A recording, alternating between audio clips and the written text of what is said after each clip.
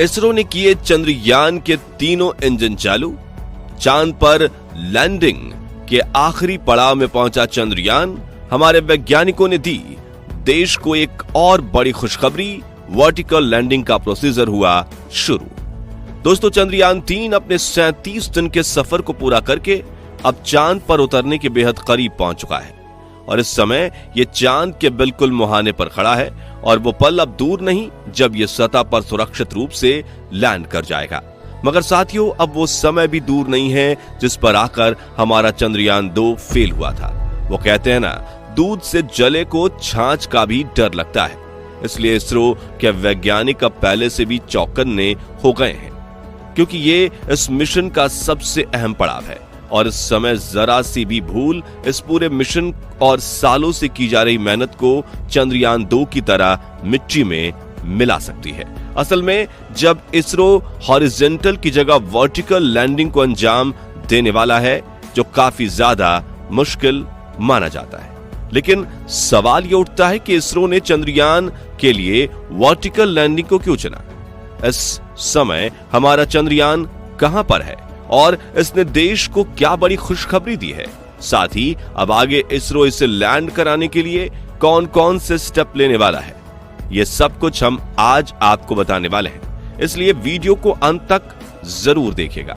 दोस्तों, चंद्रयान 3 को लेकर इस समय जो सबसे बड़ी खबर निकलकर सामने आ रही है, उसे सुनकर सभी खुशी से झूम उठेंगे। इसरो ने यह गुड न्यूज खुद लोगों को दी है, जिस पर न सिर्फ नासा हमें बधाई दे रहा है, बल्कि रूस, जिसके लूना 25 के साथ हमारी लूनर रेस चल रही है, उसने भी इसरो के वैज्ञानिकों की सराहना की है। इंतजार की घड़ी पूरी हो चुकी है, जिसकी हम बेसब्री से प्रतीक्षा कर रहे थे। इसरो ने वो कारनामा करके दिखाया है जिसे जानकर हर भारतीय का सीना गर्व से चौड़ा हो जाएगा। तो क्या है वो गुड न्यूज? चलिए आपको बताते हैं। असल में दोस्तों, इस समय हमारा चंद्रयान 3 चांद की सतह से सिर्फ 100 किलोमीटर की दूरी पर है और इसके चलते इसरो ने अपना आखिरी दांव खेल दिया है, यानी चंद्रयान 3 के लैंडिंग प्रोसीजर को शुरू कर दिया है। इस प्रोसीजर की शुरुआत प्रपल्शन मॉड्यूल और विक्रम लैंडर को एक दूसरे से अलग करके हुई है।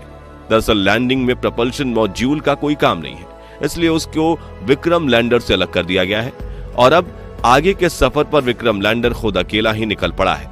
इस प्रोसीजर के शुरू होते ही इसरो चीफ एस सोमनाथ ने इस मिशन पर काम कर रहे सभी वैज्ञानिकों से पूरी तरह चौकन्ना रहने और आगे के काम के लिए कमर कसने को कह दिया है, क्योंकि उन्हें अच्छे से पता है कि ये इस मिशन का सबसे मुश्किल फेज है। वैज्ञानिकों ने भी तुरंत ही विक्रम लैंडर पर लगे सभी सेंसर्स और दूसरी जरूरी लैंडिंग उपकरणों को ऑन कर दिया है। यहां तक कि चंद्रयान के उन 3 इंजन को भी चालू कर दिया गया है जिन्हें खास तौर पर लैंडिंग प्रोसीजर में इस्तेमाल करने के लिए लगाया गया है। आपको बता दें कि अभी तक इन इंजनों को ऑन नहीं किया गया था, क्योंकि इनका काम यही है कि जब लैंडिंग प्रोसीजर शुरू हो तो ये विक्रम लैंडर के नीचे गिरने की गति को कंट्रोल करने और इसका बैलेंस बनाने में इस्तेमाल किए जाएंगे। दोस्तों, इस समय चंद्रयान 3 चांद की सतह की तरफ फ्री फॉल कर रहा है, यानी ये चांद की ग्रेविटी की मदद से उसकी तरफ बढ़ रहा है। लेकिन यहां हम आपकी जानकारी के लिए बता दें कि चांद की ग्रेविटी पृथ्वी के मुकाबले करीब 6 गुना कम है।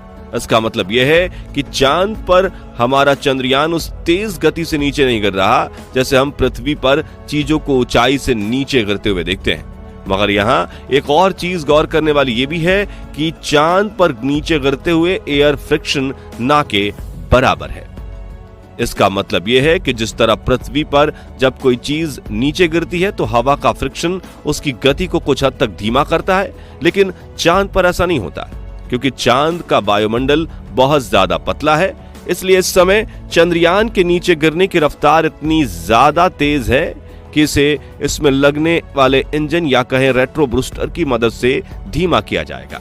अगर चांद का वायुमंडल थोड़ा थिक होता तो इसकी रफ्तार को कम करने के लिए पैराशूट का भी इस्तेमाल किया जा सकता था।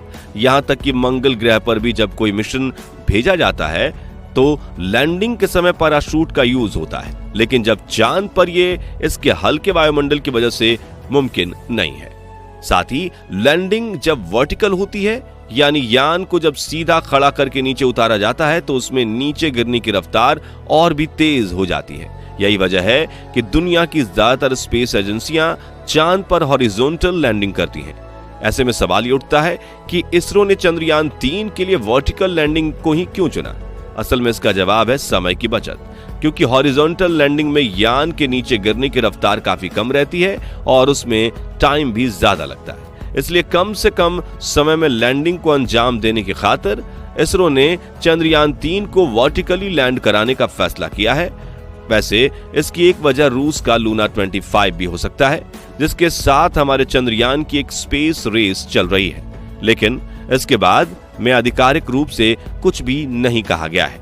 वर्टिकल लैंडिंग प्रोसीजर में एक दिक्कत ये भी आती है कि लैंडिंग के दौरान लैंडर के हर एक हिस्से को कैप्चर नहीं किया जा सकता। आपकी जानकारी के लिए बता दें कि चंद्रयान 2 का ऑर्बिटर इस समय अपने कैमरे की मदद से चंद्रयान 3 के विक्रम लैंडर की पल पल की खबर वैज्ञानिकों को दे रहा है। साथ ही वो इसकी लाइव तस्वीरें खींचकर इसरो को सेंड कर रहा है ताकि वैज्ञानिकों को इसकी एग्जैक्ट पोजीशन का अंदाजा रहे। इसके अलावा नासा के टेलीस्कोप और सैटेलाइट भी विक्रम लैंडर पर ही पूरी नजर रखे हुए हैं। लेकिन वर्टिकल लैंडिंग में दिक्कत यही है कि यान का ऊपरी हिस्सा तो वैज्ञानिक देख पाते हैं, लेकिन निचले हिस्से को देखना पॉसिबल नहीं है। अब आपके मन में सवाल तो उठ रहा होगा कि वर्टिकल लैंडिंग करना ही कहीं चंद्रयान के लिए रिस्की तो नहीं? तो हम आपको बता दें कि हमारे वैज्ञानिकों ने विक्रम लैंडर में जो इंजन लगाए हैं वो बहुत ज्यादा पावरफुल हैं और इतने कैपेबल हैं कि चंद्रयान के नीचे गिरने की गति को बिल्कुल जीरो पर ला सकते हैं। साथ ही चंद्रयान में कई सारी आधुनिक सेंसर्स, कंप्यूटर सिस्टम, एआई और कैमरे जैसे उपकरण लगे हैं जो हर हाल में इसे सुरक्षित लैंड कराने की काबिलियत रखते हैं। ऐसे में यह कहना गलत नहीं होगा कि हमारा चंद्रयान लैंडिंग के मामले में पूरी तरह से सेफ है और इन्हीं सब चीजों की मदद से वैज्ञानिकों ने इसका लैंडिंग प्रोसीजर शुरू कर दिया है। हालांकि वैज्ञानिक रिलैक्स बिल्कुल नहीं हुए हैं और वो पूरे चौकन्ने होकर इसके हर एक मूवमेंट को देख रहे हैं ताकि जरा सी भी गलती होने पर तुरंत कोई एक्शन लिया जा सके। दोस्तों, हमारा चंद्रयान इस समय ऐसे पॉइंट पर पहुंच चुका है जहां से हमारे वैज्ञानिक अगर चाहें तो इसे चंद घंटों के अंदर ही सतह पर उतार सकते हैं। ऐसा कई सारे एक्सपर्ट्स का मानना है। लेकिन इतने बड़े मिशन में जल्दबाजी करना एक बहुत बड़ी भूल साबित हो सकती है।